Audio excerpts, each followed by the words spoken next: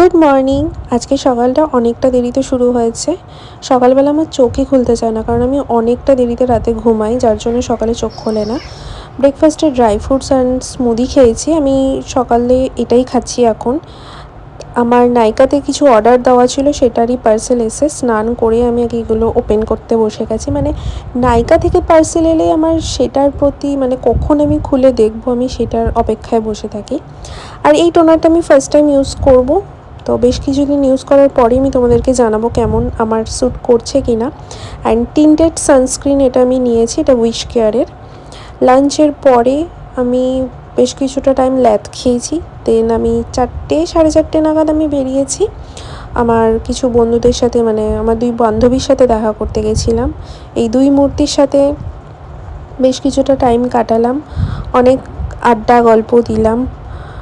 আমরা না ছ্যাবলামি করি ঠিকই, বাট আমরা মাঝে মাঝে সিরিয়াস কথাও বলি, এটাই আমার কাছে অবিশ্বাস্য।